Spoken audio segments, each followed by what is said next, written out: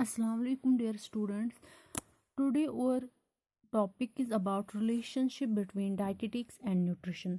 Nutrition की अगर बात कर लेंगे, न्यूट्रिशन हमने प्रीवियस लेक्चर में पढ़ा था कि न्यूट्रिशन हम साइंस ऑफ फूड्स या साइंस ऑफ न्यूट्रिएंट्स को बोलते हैं। मतलब इसमें न्यूट्रिएंट्स इन्वॉल्व होते, इसमें हमें न्यूट्रिएंट्स का थेरेटिकल कॉन्सेप्ट मिलता है। लेकिन अगर हम डाइटेटिक्स की बात कर लेंगे, डाइटेटिक्स में हमें प्रैक्टिकल कॉन्सेप्ट न्यूट्रिशन या न्यूट्रिएंट्स का मिलता है। डाइटेटिक्स में हम प्रैक्टिकली न्यूट्रिएंट्स को डे टू डे लाइफ में इन्वॉल्व करते हैं। इसमें या तो एक इंसान डाइट चार्ट के थ्रू, सैम्पल मीनू या मीनू प्लान के थ्रू सारे न्यूट्रिएंट्स इन्वॉल्व करता है पर डे मील्स में।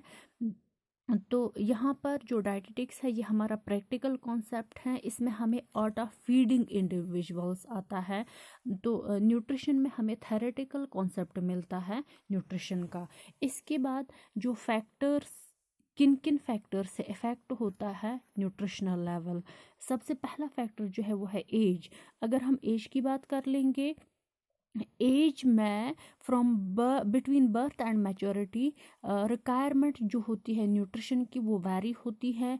मतलब फ्रॉम बर्थ टू मैच्योरिटी जो न्यूट्रिशनल रिक्वायरमेंट है वो इंक्रीज़ होती है। उसके बाद जिस एज तक बॉडी की ग्रोथ होती है वहाँ तक न्यूट्रिशनल रिक्वायरमेंट इंक्रीज़ हो जाती है। लेकिन जो ही ग्रोथ सीज होती है, मतलब स्टॉप हो जाती है, तो न्यूट्रिशनल रिक्वायरमेंट ऑटोमेटिकली डिक्रीज़ हो जाता है। तो उसके बाद अगर हम इन्फेंसी की बात कर लेंगे, इन्फेंसी में एनर्जी की रिक्वायरमेंट 103 किलो कैलोरीज होता है पर डे बेसिस पे।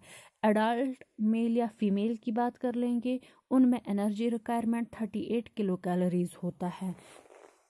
उसके बाद अगर हम प्रेग्नेंट या लैक्टेटिंग वुमेन का देखेंगे, उनकी जो न्यूट्रिशनल रिक्वायरमेंट होती है वो डबल होती है as comparison to normal male और फीमेल।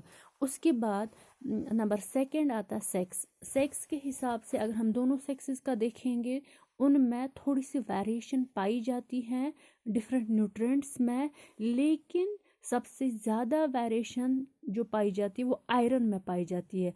मतलब आयरन की रिक्वायरमेंट जो होती है बिटवीन मीनार्ज एंड मीनोपाज के दौरान फीमेल्स में आयरन की रिक्वायरमेंट ज़्यादा होती है as comparison to mails.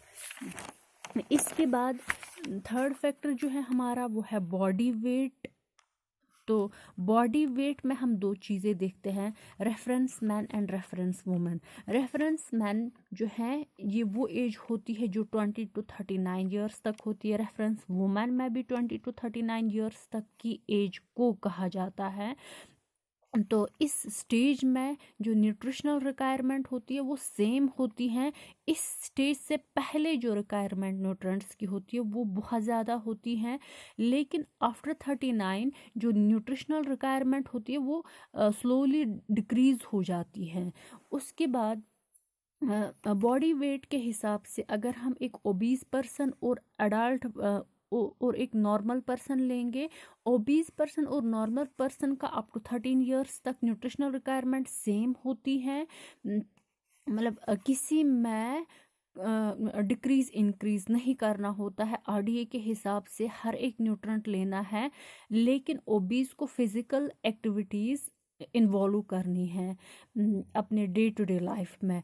After 39 years जो ओबीज हैं, अगर उसका बॉडी वेट बहुत ज़्यादा होगा तो उसको लिपिड्स और कार्ब्स जो हैं वो कम करने हैं।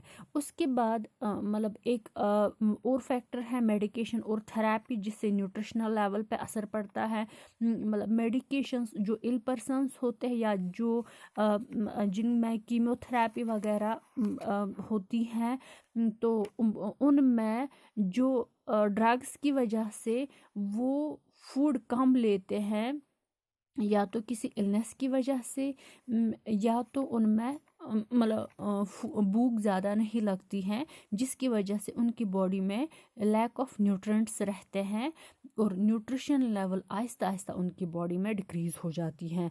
नेक्स्ट एस्पेक्ट जो है वो है लाइफस्टाइल, मतलब किस किस्म का लाइफस्टाइल इंसान में होगा, सीडेंट्री होगा, मॉडरेट होगा, कैसा होगा। फॉर एग्जांपल हम एक फार्मर को और सीडेंट्री लाइफस्टाइल वाले बंदे को लेंगे।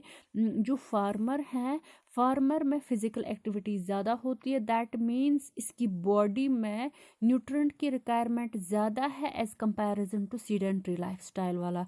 और जो फार्मर होता है इसमें रैपिड मेटाबॉलिज्म पाया जाएगा फिजिकल एक्टिविटीज़ की वजह से as comparison to this sedentary lifestyle वाला। तो यहाँ पर भी लाइफस्टाइल से भी न्यूट्रिशनल लेवल जो है वो चेंज हो जाती हैं। इसके बाद स्ट्रेस या डिप्रेशन के दौरान या तो भूख कम लगती या तो भूख लगती ही नहीं है। तो चाहे हम फूड कम खाए या ज़्यादा खाए, मतलब दोनों सूरतों में बैलेंस्ड डाइट हम नहीं लेते हैं, कम खाने से भी प्रॉब्लम होती है, ज़्यादा खाने से भी प्रॉब्लम होती है, जिसकी वजह से न्यूट्रिशनल रिक्वायरमेंट बॉडी की बैलेंस्ड वे में नहीं रहती है। तो इसके बाद रिलीजियस फैक्टर अगर देखेंगे, रिलीजियस फैक्टर में अगर हम हिंदूज़ देखेंगे उनमें काउ प्रोहिबिटेड है, तो वहाँ पर बाकी रिलीजन वालों को वहाँ पर उनमें काउ के न्यूट्रिएंट्स लैक होते हैं।